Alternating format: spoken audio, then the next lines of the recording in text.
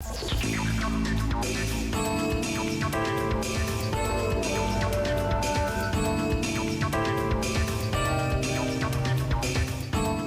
¿qué tal? ¿Cómo les va? Soy Andrés Oppenheimer. Gracias por estar con nosotros. Hace pocos días hicimos una entrevista pública con el premio Nobel Mario Vargas Llosa ante unos 300 editores de periódicos de Estados Unidos y América Latina que se reunieron en Charleston, Carolina del Sur, para la Asamblea Anual de la Sociedad Interamericana de Prensa. Al comenzar la sesión, lo presenté a Vargas Llosa como quiero presentarlo hoy. Dije que es un hombre brillante, como pocos que he entrevistado, y conté que cada vez que hablo con Vargas Llosa, especialmente cuando la conversación gira hacia la cultura, la literatura, la filosofía, me pasa lo mismo que me pasaba cuando entrevistaba a Octavio Paz. Que cuando él hablaba, yo pensaba para mis adentros, qué rabia, ¿por qué no habré estudiado más en el colegio? Bueno, me pasa lo mismo cuando Vargas Llosa empieza a hablar de muchos de estos temas. Esta vez, en esta entrevista pública, hablamos casi todo el tiempo de política, comenzando por la libertad de prensa en América Latina.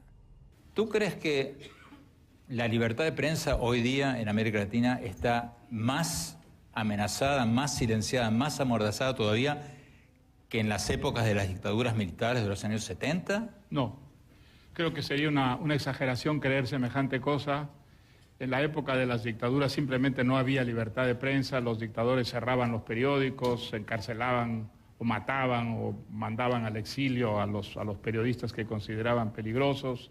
Lo que no significa, desde luego, que la libertad de prensa pues hoy día reine en toda América Latina, ni muchísimo menos, pero sí creo que hay más libertad de prensa con estos gobiernos democráticos, ineficientes, corruptos, pero creo que el margen de libertad es muchísimo mayor del que existía en el pasado. Más tarde, después de esa conferencia pública ante los directores de periódicos de todo el continente, nos reunimos con el Premio Nobel para una entrevista exclusiva que les vamos a mostrar ahora, donde hablamos de todo. Además de preguntarle sobre la libertad de prensa, le preguntamos sobre el Papa Francisco, sobre lo que dijo en Estados Unidos y lo que no dijo en Cuba. Le preguntamos sobre Donald Trump y la campaña presidencial en Estados Unidos. Le preguntamos sobre las elecciones que se vienen en Venezuela, en España, en Argentina, sobre el proceso de paz en Colombia, sobre Perú, sobre muchas otras cosas.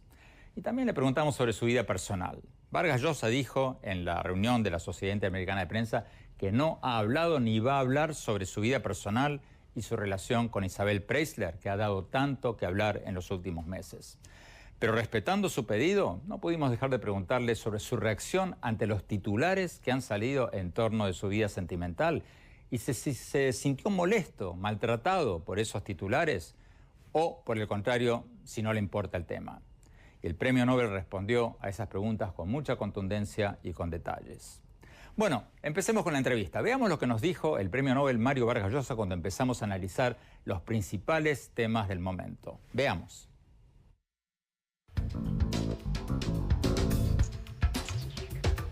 Mario Vargas Llosa, muchísimas gracias por estar con nosotros. Encantado, Andrés, con mucho gusto. Vayamos a los temas del día, Mario. Estamos en Estados Unidos, el tema del día es Donald Trump. Uno prende la televisión, prende la radio, lee los periódicos y la cabellera esa rubia está por donde uno mire.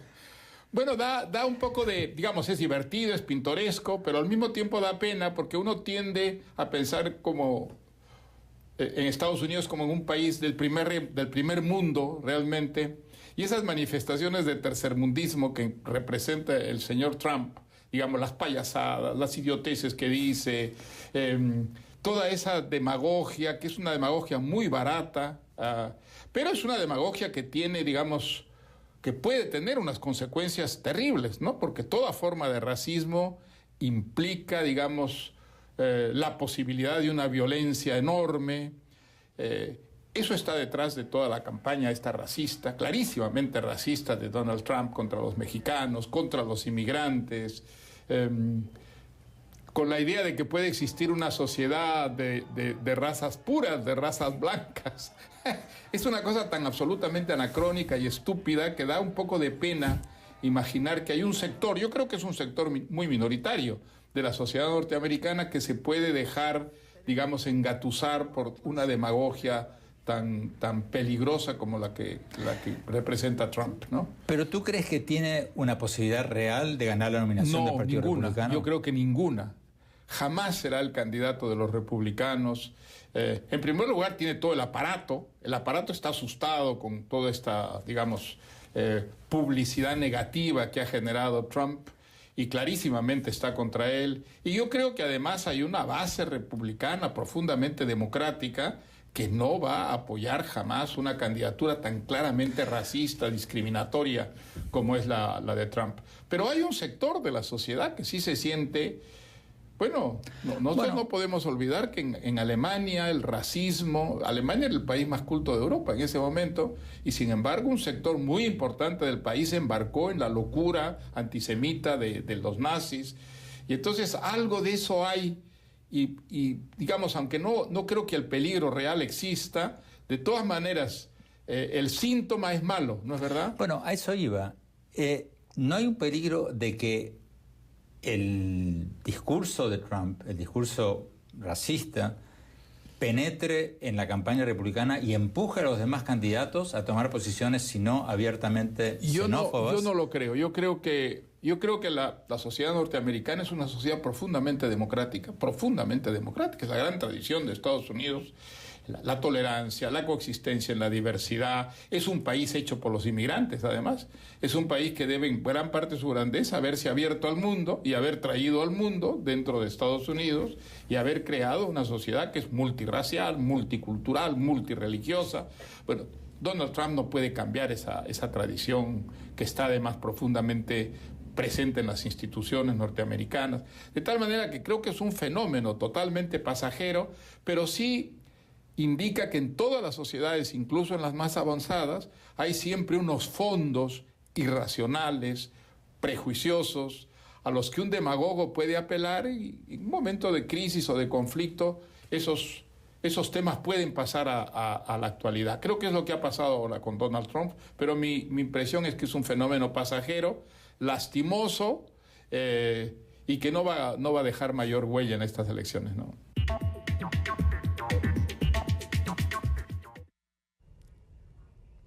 Tenemos que ir a un corte, ya volvemos con el premio Nobel Mario Vargas Llosa toda la hora. Ya volvemos.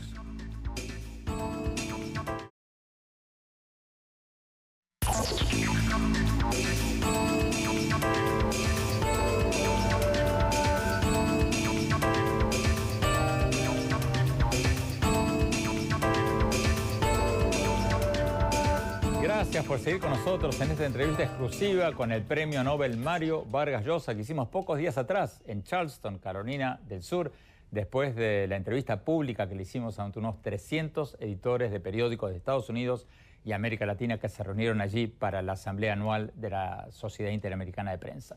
Sigamos con la entrevista.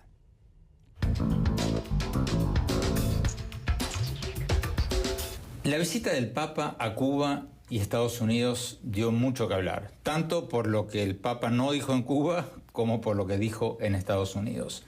Pregunta, ¿cometió un error el Papa al no recibir a disidentes en Cuba y al ir a visitar al ex, como querramos llamarlo, dictador, presidente, líder, Fidel Castro? Yo creo que actuó como un político, fundamentalmente.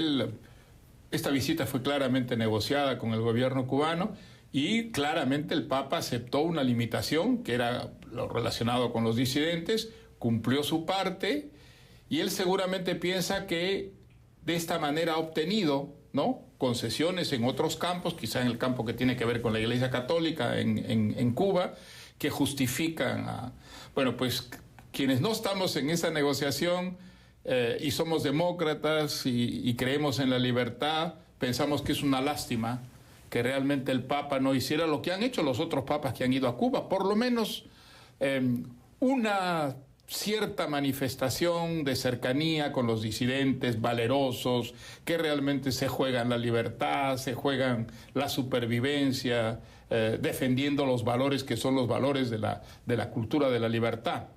Pero yo creo que en el Papa hay, digamos, una intencionalidad política muy interesante porque es un fenómeno nuevo dentro del Vaticano, y que él está actuando fundamentalmente como un político, y hasta ahora, pues, Hay que ver, en Estados Unidos su visita ha sido una visita muy exitosa, desde el punto de vista político, muy exitosa.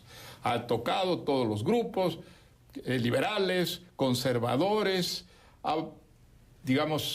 se ha mantenido en una cuerda floja dificilísima, sin caerse al vacío, sin tropezar, ¿no? Ahora, si desde el punto de vista religioso este Papa representa la reforma que muchos creen, eso todavía está por verse, porque hasta ahora él lo que ha tenido son gestos y una retórica audaz, ¿no? Que parece preludiar una reforma, pero hasta ahora las reformas no se ven, hasta ahora no ha pasado, digamos, de esas declaraciones o esos gestos simpáticos que parecen realmente progresistas, pero en la práctica todavía no hay nada muy concreto respecto a todo eso, así que el balance creo que hay que dejarlo para el futuro, ¿no?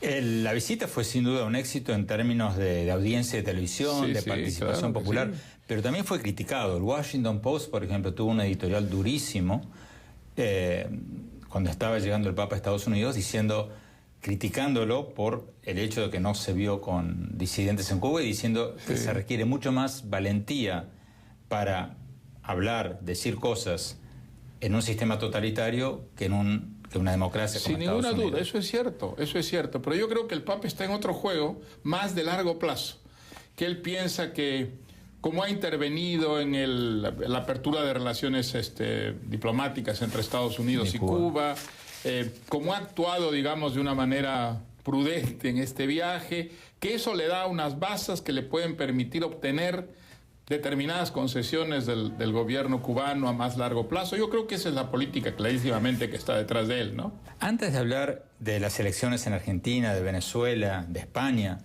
este acercamiento y este restablecimiento de las relaciones diplomáticas entre Estados Unidos y Cuba, ¿es teatro político de ambas partes o es algo que realmente va a terminar con 50 años de antagonismo? Mi impresión es que algo hay detrás que está moviéndose, que por una parte yo creo que los dirigentes cubanos, pues no Fidel Castro seguramente, pero que probablemente el hermano y los demás dirigentes principales de la jerarquía entienden que Cuba es un anacronismo de tal naturaleza que no puede sobrevivir si se mantiene como ese anacronismo, y que entonces hay un esfuerzo para abrirse sin perder el control político. Si lo van a conseguir, yo creo que es imposible, que a la corta o a la larga esa apertura tiene que implicar una apertura política para que el experimento no fracase. Yo creo que eso va a significar a la corta o a la larga, y probablemente más a la corta que a la larga, una desaparición finalmente del modelo cubano, que es tan anacrónico pues como el modelo norcoreano, ¿no?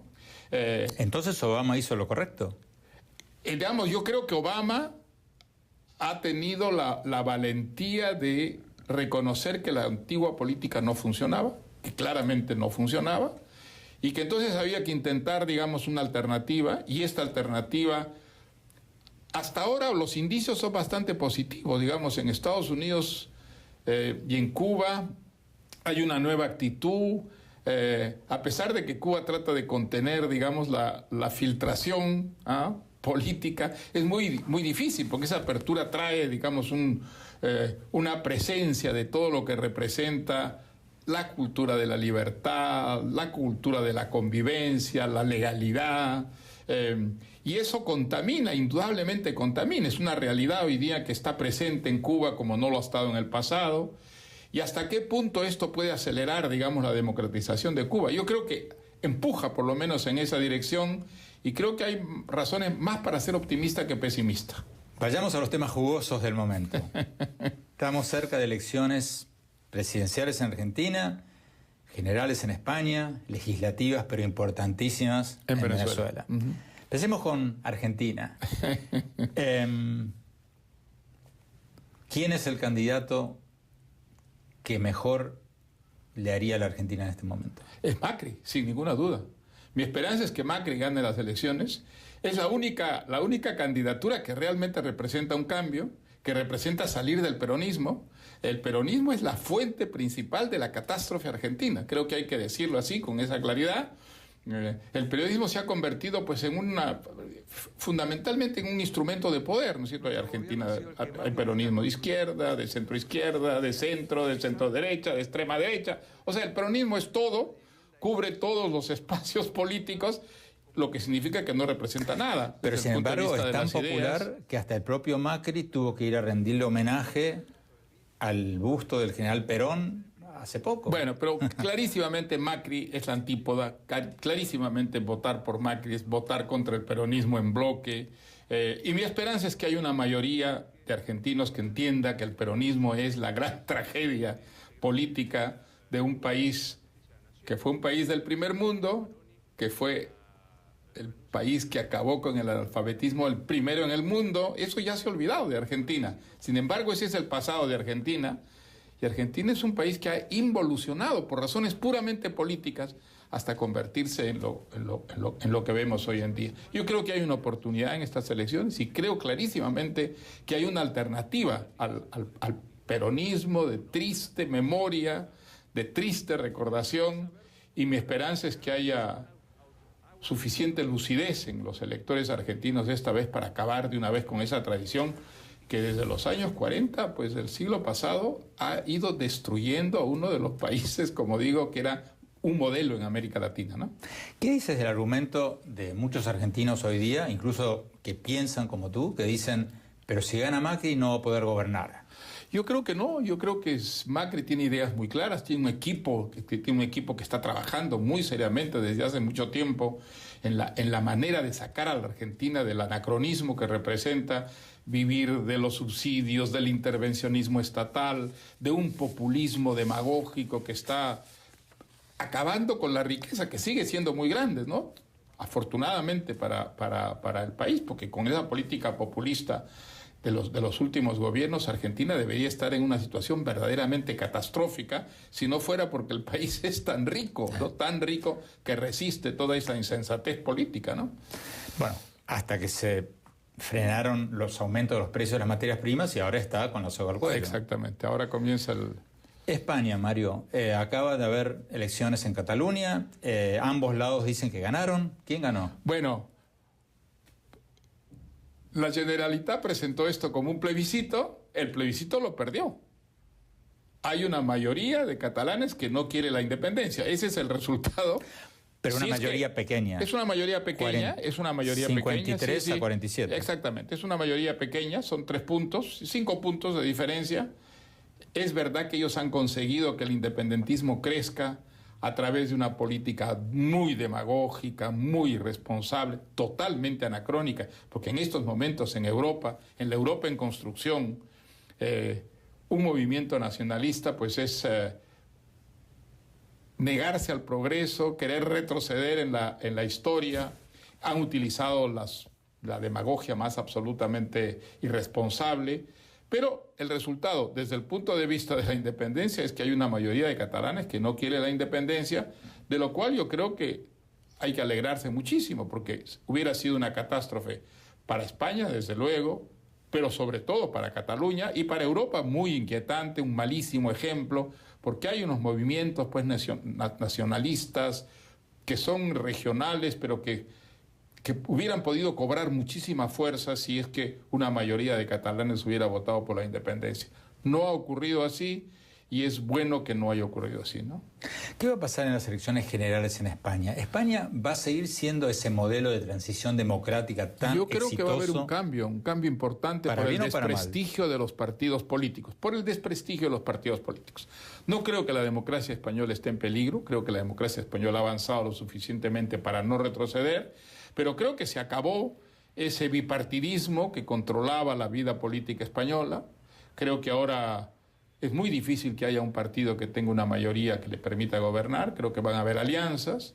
Hay el fenómeno de los nuevos partidos. Ciudadanos es el caso más interesante porque es un partido más bien democrático, claramente, digamos, comprometido con la democracia. Y después hay un sector que es más bien de una extrema izquierda que, digamos, su compromiso con la democracia es más relativo y que ha resultado del profundo desprestigio de los partidos tradicionales por culpa de la corrupción. ¿Qué Podemos? Sí, sí.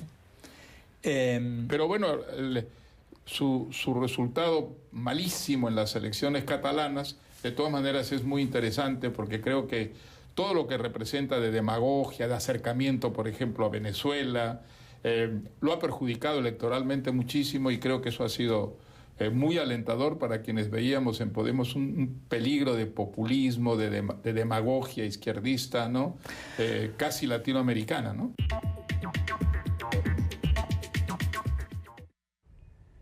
Tenemos que ir a un corte y ya volvemos con el premio Nobel Mario Vargas Llosa toda la hora. Y si se perdieron la primera parte, pronto la pondremos en nuestro sitio web andresoppenheimer.com. Ya volvemos.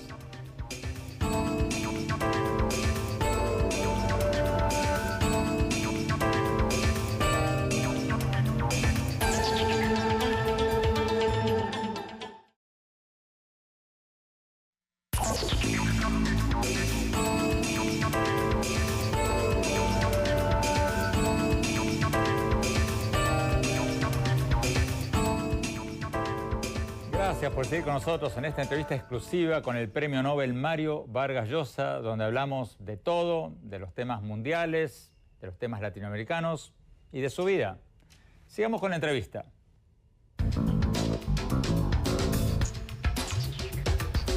Hablemos de Venezuela, Mario. 10 de diciembre, elecciones legislativas. El gobierno dice que no va a permitir observadores internacionales de la OEA ni de la Unión Europea, que solo van a permitir lo que el gobierno venezolano llama acompañantes electorales de UNASUR. Bueno, pero nunca se ha visto una proclamación tan clara de una voluntad de fraude de parte de un gobierno. No quiere observadores internacionales, incluso de la OEA, que ha mostrado siempre una prudencia con Venezuela, una prudencia que a nosotros nos da vergüenza, realmente. Y eso no se atreve a que esté presente en unas elecciones que clarísimamente quiere ganar mediante el fraude. Es la única manera como el gobierno podría ganar esas elecciones. El gobierno está profundamente desprestigiado. Yo creo que el desprestigio del gobierno es tal que si hubiera elecciones libres no sería derrotado, sería barrido. Sería realmente barrido por una Venezuela que ha despertado, que está pasando los problemas que son enormes ya de supervivencia. La violencia ha llegado a unos extremos absolutamente terribles, el narcotráfico campea, hace de las suyas, está instalado en el corazón mismo del gobierno. Entonces, esas elecciones van hacia un fraude que va a ser flagrante, y lo que tendría que haber es un apoyo muy grande de los gobiernos democráticos, de todas las fuerzas democráticas en América Latina, con los venezolanos que están luchando de una manera tan valerosa, tan heroica, ¿no es verdad?, con sus dirigentes presos, perseguidos, golpeados, maltratados, chantajeados por el gobierno. Yo creo que está acercándose, digamos, el deslinde finalmente de este periodo tan malo en Venezuela. Yo no creo que el país pueda continuar, digamos, al borde del abismo como está ya desde hace tanto tiempo. Y estas elecciones van a ser por lo menos un hecho crucial, ¿no? ¿Pero crucial para qué lado? Yo creo que van a ser un hecho crucial porque si el gobierno se empeña en ganar esas elecciones mediante el fraude, con la impopularidad que tiene el gobierno, el fraude va a ser tan patente, tan evidente, que seguramente la explosión social alcanzará unas cimas que hasta ahora no se ha visto, ¿no? Entonces, mi esperanza es que todo eso y la movilización internacional contribuyan a que venga por fin un proceso de democratización rápido y ojalá no sea demasiado violento en Venezuela, ¿no? Pero va a haber esa movilización internacional porque las últimas veces los países encabezados por Brasil y por el resto de América Latina... Bueno, es que los gobiernos latinoamericanos pues se caracterizan por la hipocresía, por esa falta de convicciones democráticas. Lo curioso es que son gobiernos democráticos, nacidos de elecciones. Se supondría que tendrían que ser consecuentes con ellos mismos. Pero digamos, la tradición es la de no querer pronunciarse, sobre todo si se trata de gobiernos que lucen una fachada izquierdista, ¿no? Como el caso de Venezuela. Entonces, la famosa frase francesa, pas d'ennemi à gauche, ¿no? No hay que tener enemigos a la izquierda, es lo que caracteriza la cobardía, esa especie de neutralidad tan mentirosa, ¿no?, que es la de los gobiernos latinoamericanos. Es una actitud realmente repugnante. Ahora, esos presidentes, una vez que salen, sí se vuelven muy demócratas. Porque los expresidentes, has visto que es una maravilla, las declaraciones que hacen, solidaridad con... Cuando estaban en el poder lo hubieran hecho, no tendríamos hoy día el tristísimo fenómeno de Venezuela convertida en una dictadura también tan anacrónica como la de Cuba, ¿no?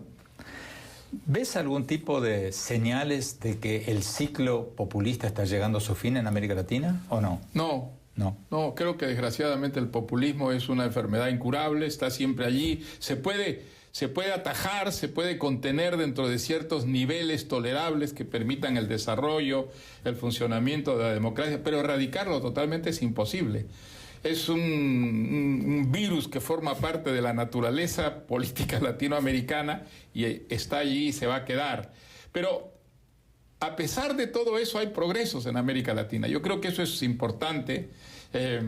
Cuando hacemos estas críticas así tan severas, creo que conviene que recordemos que hace 20 años América Latina era tierra de dictadores, que había la dictadura brutal, que la oposición muchas veces estaba representada por gente que no creía en la democracia, sino en la revolución, en el socialismo, en el comunismo. Eso ha cambiado completamente en América Latina. Hoy día tenemos unos consensos a favor de la democracia muy grandes, que creo que no ha habido nunca en la historia, a favor de economías de mercado, de economías abiertas, de una América Latina integrada a los mercados del mundo. Eso también es completamente nuevo, ¿no? Y eso pues significa un progreso considerable, ¿no? Ahora, creo que el problema mayor que tenemos lo compartimos con el resto del mundo, que es el problema de la corrupción. La corrupción se extiende, la corrupción es una hidra que se infiltra por todas partes. El caso de Brasil es el más dramático seguramente. Es un país que parecía haber despegado, que crecía a un ritmo formidable. Y lo que lo ha paralizado es la corrupción, la vertiginosa corrupción, que aunque tenía mucha antigüedad, sobre todo a partir del gobierno de Lula, sí, que parecía un gobierno tan ejemplar, pues donde se ha, digamos, magnificado de tal modo que ha llegado a contener el desarrollo de Brasil y lo está haciendo retroceder al país, ¿no? Entonces creo que es un síntoma clarísimo de a los extremos trágicos a que puede llevar la corrupción a un país, ¿no? La última vez que hablamos, cuando tú habías sacado tu libro sobre Perú, tu última novela, hablabas con mucho entusiasmo de Perú. ¿Sigues tan entusiasta o un poco menos? Bueno, digamos un poco menos, porque las perspectivas para las siguientes elecciones son un poco inquietantes, pero el desarrollo del Perú es sólido, es bastante sólido, sigue creciendo, menos con la caída del precio de las materias primas, pero sigue creciendo, y creo que esos consensos en el Perú son muy arraigados hoy en día, ¿no? Sin embargo, hay unas elecciones en las que, bueno, pues los candidatos que están punteando las encuestas son candidatos.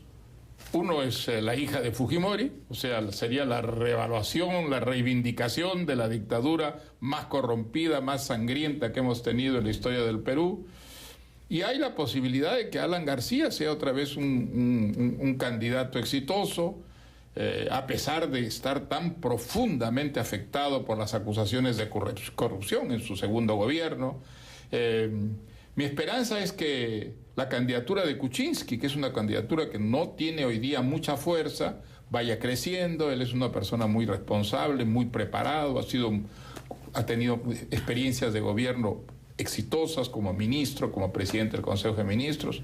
Mi esperanza es que esa candidatura cobre más fuerza frente a esas candidaturas que representarían de todas maneras un retroceso para el Perú, ¿no?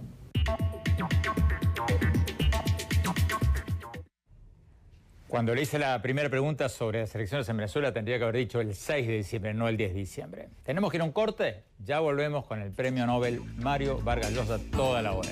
Ya volvemos.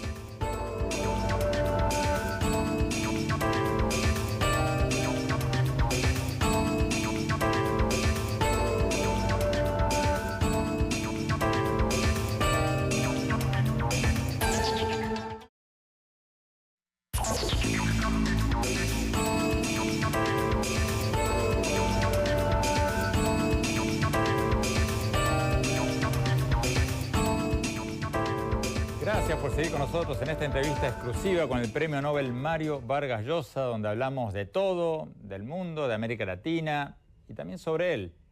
Veamos lo que nos dijo cuando hablamos sobre él, sobre su vida pública y su vida privada. Veamos.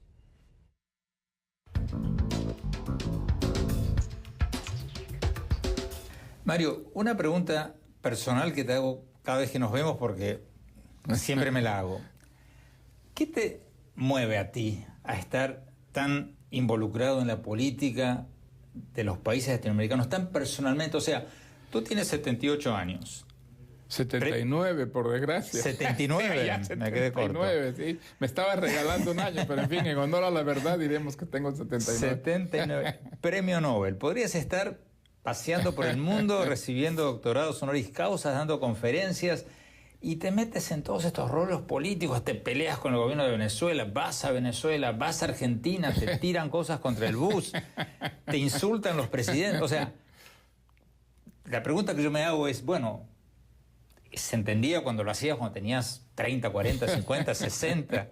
O sea, ¿qué te motiva? ¿Qué te mueve? Bueno, yo quiero llegar vivo hasta el final. Yo no quiero convertirme en una estatua, morirme en vida. Ese es el espectáculo que siempre me ha parecido el más penoso, de una persona que se muere en vida, que pierde sus ilusiones, que pierde sus ideales, que se deja ganar por una rutina y empieza a vegetar. No, es un espectáculo que siempre me ha parecido muy deprimente. Entonces yo quiero llegar vivo hasta el final y pues sigo haciendo las cosas que empecé haciendo muy joven, y espero tener suficiente lucidez para llegar hasta el final así vivo, ¿no? Cuanto más viejo te pones más optimista o más pesimista sobre el mundo, sobre todo. Creo que más lúcido, que más lúcido. No he perdido, digamos, el optimismo. Creo que las cosas se pueden cambiar, que depende de nosotros, que no hay fuerzas fatídicas que mueven la historia, la sociedad, los destinos individuales. Creo que somos en gran parte responsables de nuestro destino, y eso para mí es un estímulo para actuar, para tratar de alguna manera de contribuir a que las cosas vayan pues mejor de lo que van. Y creo que ese optimismo a mí me estimula muchísimo, no solamente en mi trabajo, en mi vocación, que es lo más importante para mí, sino también en lo que diríamos es la participación civil, la participación cívica, ¿no? Creo que hay más razones para ser optimista que pesimista, a pesar de todas las cosas que andan mal, ¿no? Hace poco escribiste un libro, La civilización del espectáculo, donde criticabas mucho la prensa, la banalización, la trivialidad. Así es, sí. Bueno, y después tú mismo estuviste en las portadas de muchos periódicos. ¿Quién iba a decir que iba a ser víctima de la civilización del espectáculo? Bueno, a eso voy. ¿Cómo te sentiste con la manera en que la prensa trató tu historia reciente de tu vida personal? Bueno, mira, desgraciadamente, pues esto forma parte hoy día de lo que es la cultura de nuestro tiempo, ¿no? Hay una cultura que tiene que ver mucho con el espectáculo, la prensa como un entretenimiento, la prensa como una diversión. Y si la prensa se vuelve entretenimiento y diversión, pues es normal que la chismografía, la cosa más superficial, más banal, ¿no es cierto?, pase a tener una importancia central en la vida, digamos, ya no solo periodística, sino en la vida cultural, entre comillas, de las personas. Eso lo he vivido, efectivamente, toda esta temporada, y he comprobado, sin alegría, que muchas de las cosas que decía en ese ensayo sobre la civilización del espectáculo son una triste verdad. ¿Pero te sentiste maltratado? Bueno, digamos, hay gente que le gusta estar, digamos, en el disparadero de la chismografía. Yo lo detesto, yo absolutamente lo detesto. Nunca he dado entrevistas sobre mi vida personal, ni las daré. Y por eso me irritó indeciblemente que en un periódico que se supone tan serio como el New York Times hubiera esas chismografías escandalosas y mentirosas sobre mi vida privada, ¿no? Esto me llevó a protestar y llevó al... ¿Escribiste una carta? Sí, y el New York Times no solo rectificó, sino me pidió disculpas. Pero bueno, es un indicio, ¿no? Si eso puede llegar a periódicos como el New York Times, que se supone que son los más serios, pues ¿qué se puede esperar de periódicos que no tienen esa tradición de seriedad, ¿no?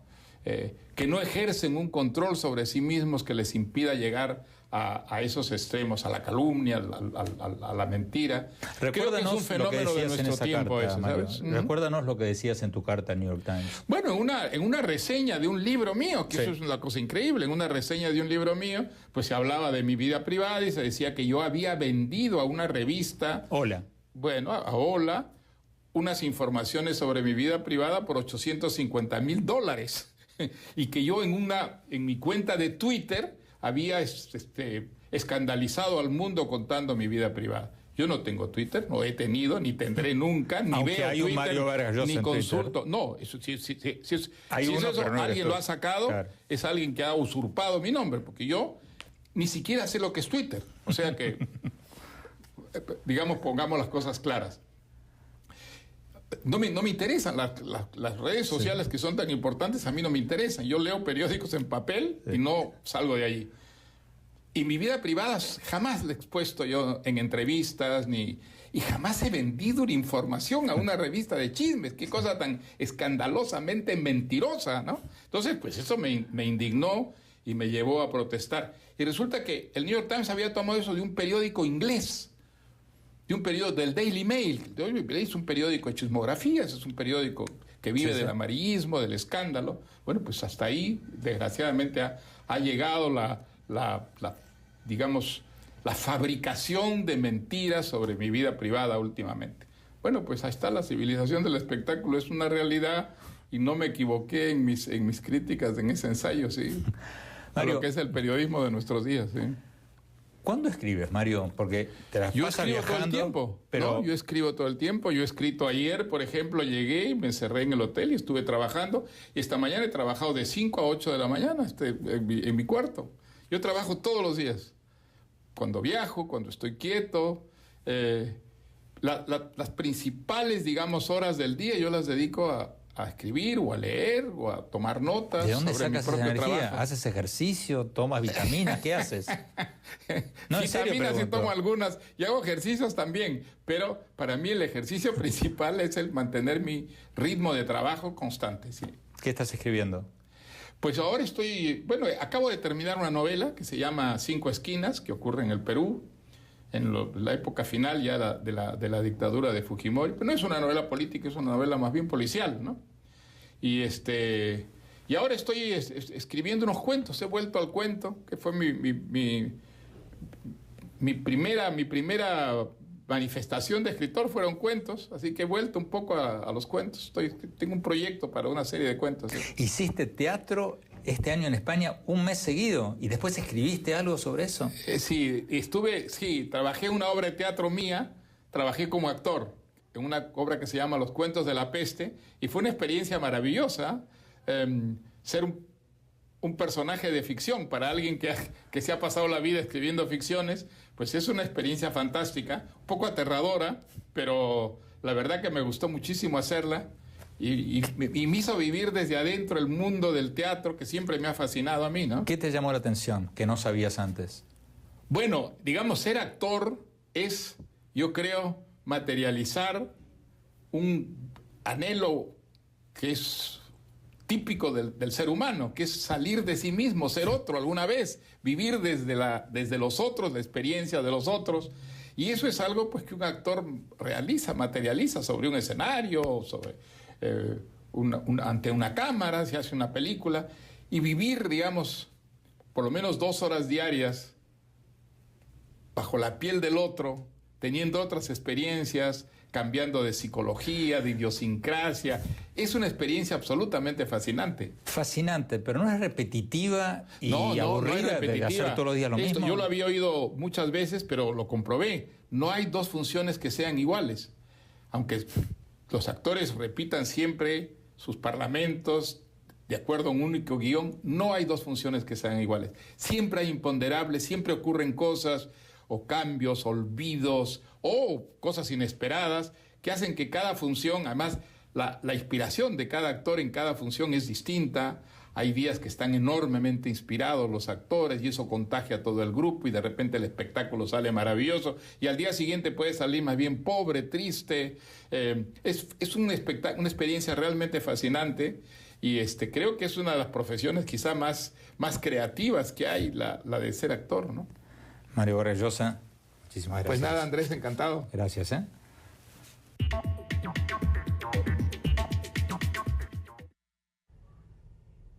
Tenemos que ir a un corte. Cuando volvamos, mi reflexión sobre esta entrevista con el premio Nobel Mario Vargas Llosa. Ya volvemos.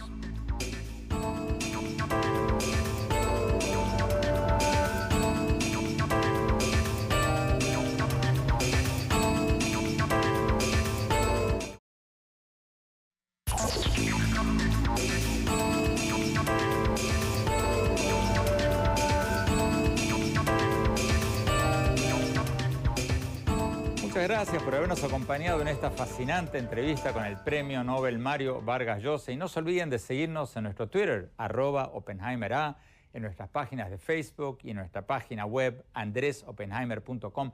Ahí van a poder ver muy pronto la repetición de esta entrevista. Y si se registran, van a recibir gratuitamente todas nuestras columnas y todos nuestros programas. Bueno, mi opinión sobre lo que nos dijo Vargas Llosa en esta entrevista. Hablamos de casi todos los temas que están en las primeras planas y como ustedes han visto, el Premio Nobel Vargas Llosa no tiene pelos en la lengua, dice lo que piensa. Él cree que su misión como intelectual es decir las cosas como las ve, independientemente de si les van a gustar a la gente o no y de si va a vender más libros o no. ¿Qué es lo que yo rescato más de lo que nos dijo en esta entrevista?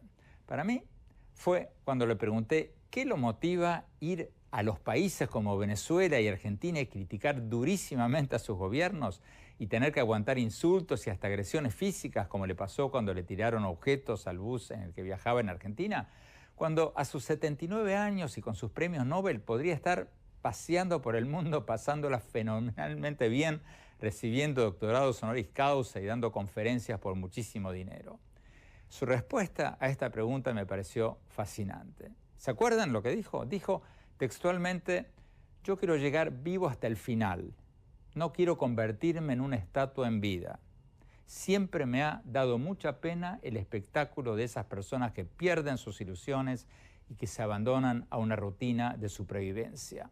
Yo mantengo mis ilusiones. A mí me parece una postura admirable. Tenemos que mantener nuestras ilusiones vivas hasta el final. Los dejo con esa reflexión. Muchas gracias. Hasta la semana próxima.